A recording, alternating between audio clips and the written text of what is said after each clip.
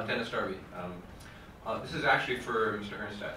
So given that your union represents workers in Canada, and given that Canadian workers have suffered, if you want to use that word, in terms of dislocation and disruption of their industries in Canada, much like the Northwest or the Northeast U.S., how could I get you to change your point of view from Buy America to Buy North America?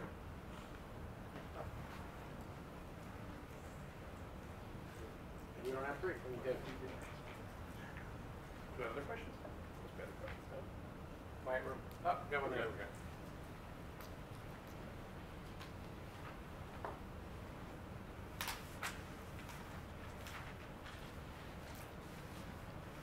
Thank you. Jean-François Wattin with CP, French Economic Think Tank. It's also a question to Mr. Owen Hernstadt. Given the fact that the MFN tariff on automobile or auto parts is 2.5%, 0% in aerospace products, how would scraping NAFTA help your objectives of making America great again, manufacturingly speaking? Is there a third question? Because I will add a third question if there's another question. There's a third question for me. That'd be great. No, I'm trying to be nice to you. No, I will actually. I am interested in your answer to this one too as well, which is clearly the administration's used pretty aggressive negotiating tactics in this case, and there have been the rumors of withdrawal of this agreement. And I guess my question would be, what do you see as the impact if we do withdraw from NAFTA? And how would that impact your members, both from a business standpoint, but also from a labor standpoint as well? Oh, okay, great. The last one is great. No, the last one. First of all, your question on Buy America. First of all, I think Canada should have a Buy Canadian law as well, and you should be looking seriously at that. Obviously, Buy North America, Buy Canadian, Buy US, which meets certain standards, is something that we are, we're looking at. Big concern is obviously with Mexico breaking into government procurement as well on that.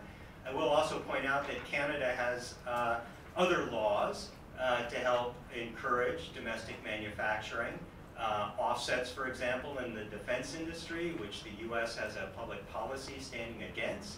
Defense offsets encourage the transfer of production technology in return for sales on that. The U.S. has nothing like that with respect to it. Canada also has some labor laws that reflect a little bit more fundamental human rights and other issues like that. So in terms of other things, we can look to Canada to lead the way on some of that.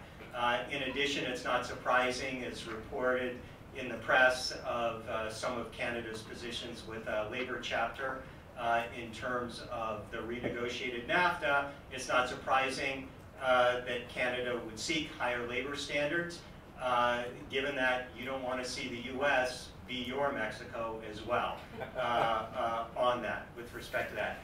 I'm not quite sure I was clear on your question. I'm sorry, sir. I didn't quite get it. There's something about reducing tariffs on it. If NAFTA is scrapped, yeah, you get back to MFN tariffs. 2.5% on automobile, 0% on aerospace products. Would it help your workers? Well, I don't really want to comment on that yet. It's pulling the cart before the horse a little bit.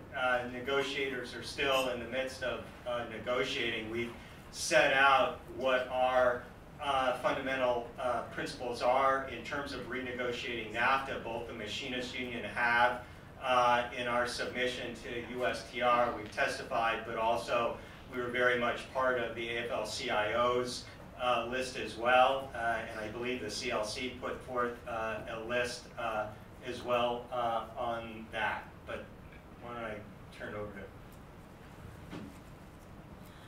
So I guess the third question was more focused on withdrawal. And just a couple of points with respect to services.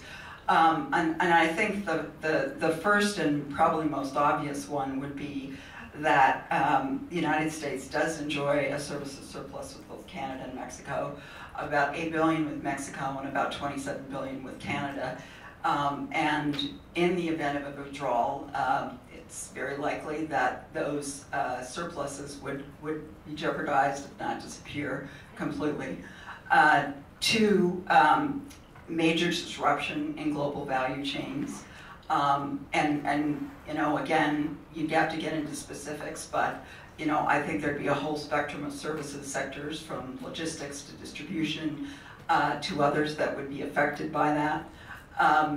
Again, declines in U.S. not only services exports, but goods exports would also affect the services sector for the reasons that I said about the extent of value of input and those imports themselves. And lastly, I think we would have to look back to probably MFN, WTO commitments, which are not as broad or as thorough as what is the case for services under NAFTA. And we're also assuming that if there were withdrawal, that it would not only be of NAFTA, but of the Canada-US FTA as well, although that's uncertain. Sure. So we've talked a lot about how we see ways in which NAFTA could be modernized, but to be clear, the benefits associated with that would be far outweighed by not having NAFTA in place. It's been a huge benefit and to our industry in terms of increased exports in the market. And the issue of integrated supply chains, it would be significant. So it would create quite a bit of chaos, I think, as well as general uncertainty. But there would be a direct financial impact. Great. Well, we have reached the end of our time here, but I just would ask you to join me in giving a big round of applause and a thank you to our panelists. And thanks to you all for being a great audience. And special thanks to Bruce Andrews for moderating. Bruce, thanks for your time and service to the country. It's the first time I've had you at a WITA event since you're in the private sector, but we're very grateful for your work and service. Big